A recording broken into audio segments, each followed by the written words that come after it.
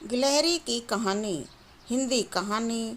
दोस्तों, आज की कहानी का नाम है गिलहरी की कहानी, यानी कि गिलहरी की कहानी। यह कहानी बहुत अच्छी है, अवश्य ही पूरा सुनिए। दोस्तों, एक जंगल में साध नामक मुनि रहते थे। उन्होंने तप करके बहुत सी विद्या हासिल की।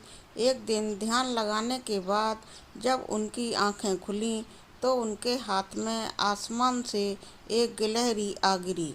वह गिलहरी खून से लथपथ थी, क्योंकि वो चील के पंजों से छूटकर मुनि के हाथ में आ गिरी थी।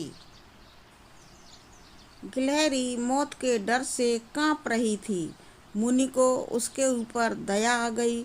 उन्होंने सोचा, क्यों न इसे अपनी विद्या से अपनी बेटी बना लूं। मेरी पत्नी कब से संतान प्राप्ति की चाह रख रही है, लेकिन उसके भाग्य में संतान है ही नहीं। अब यह बात बताकर उसे दुखी करने की जगह कुछ साल इस गिलहरी को ही बेटी बनाकर उसे सौंप देता हूँ। इतना सोचते ही मुनि ने एक मंत्र पढ़कर गिलहरी को एक छोटी सी बच्ची बना दिया। वो उस गिलहरी को बच्ची बनाने के बाद गोद में उठाकर अपनी पत्नी के पास लेकर आए। उन्होंने कहा, लो, अब इसे अपनी बेटी मानकर ही पालना। सोच लो, भगवान ने तुम्हारी सुन ली है। मुनि की पत्नी छोटी बच्ची देखकर बहुत खुश हो गई। अब गिलहरी से बच्ची बनी लड़की मुनि के घर में बड़े लाड़ प्यार से पलने लगी। मुनि की पत्नी ने कुछ दिनों के बाद बच्ची का नाम वेदांता रखा। मुनि और मुनि की पत्नी दोनों ने बड़े प्यार से वेदांता को पाला।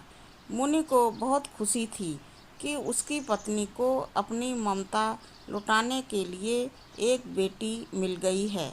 कुछ समय के बाद उसकी परवरिश में मुनि भूल ही गए कि वो एक गिलहरी है। वेदांता को मुनि ने अच्छी पढ़ाई लिखाई करवाई। देखते ही देखते वेदांता 16 साल की हो गई। अब मुनि की पत्नी को अपनी सुंदर बेटी की शादी करवाने की चिंता होने लगी। उन्होंने यह बात मुनि से की। अपनी बेटी की तरफ देखते हुए मुनि को भी लगा कि इसका अब विवाह हो जाना चाहिए। मुनि ने अपनी पत्नी से कहा कि तुम चिंता मत करो, मैं इसके लिए योग्य वर ढूंढ लूँगा। मुनि को लगा कि मेरी बेटी बहुत सुंदर है और उसकी शिक्षा दीक्षा भी अच्छी हुई है, इसलिए उन्होंने अपनी सिद्धि से सूर्यदेव को पुकारा। सूर्यदेव ने मुनि को प्रणाम करते हुए बुलाने की वजह पूछी। तब मुनि ने कहा, मेरी बेटी विवाह के योग्य हो गई है।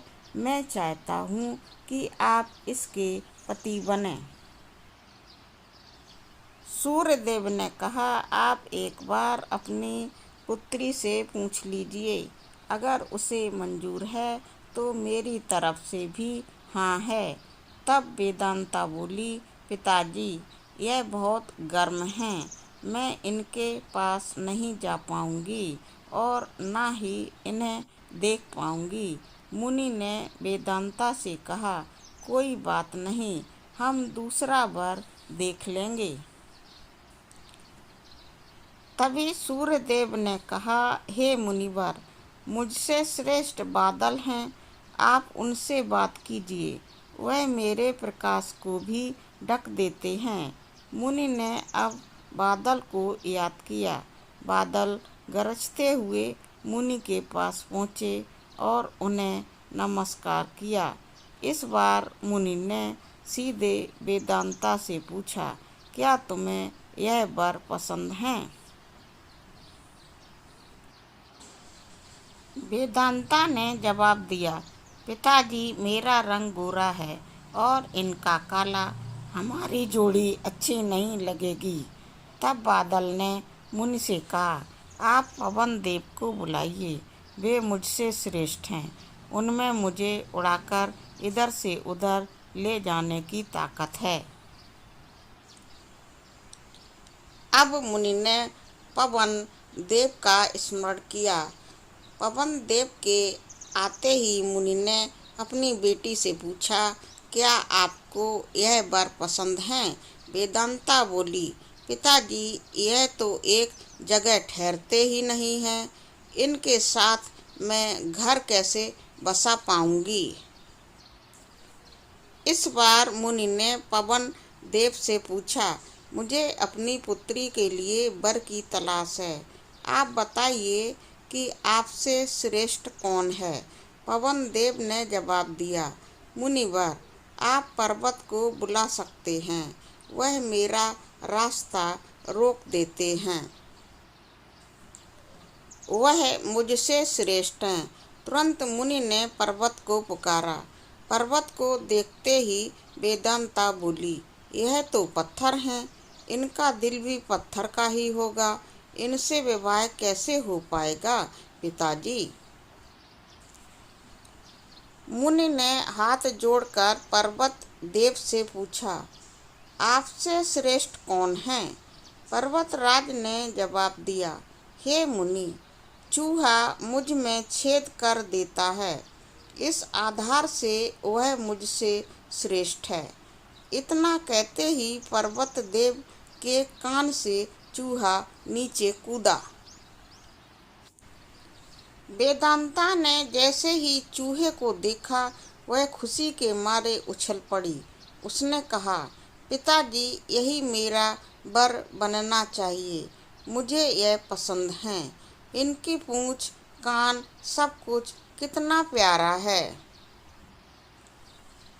मुनि ने सोचा, अहो, मैंने एक गिलहरी को मंत्र विद्या से इंसान तो बना दिया, लेकिन इसका दिल अभी भी गिलहरी वाला ही है। मुनि ने तुरंत वेदांता को गिलहरी बनाया और उसका विवाह चूहे से करवा दिया। विवाह के बाद दोनों खुशी खुशी रहने लगे। कहानी से सीख, इंसान चाहे बाहर से कितना भी बदल जाए, लेकिन उसका दिल वैसा ही रहता है। दोस्तों, आपको यह गिलहरी की कहानी कैसी लगी, हमें कमेंट सेक्शन में लिखकर अवश्य ही बताएं।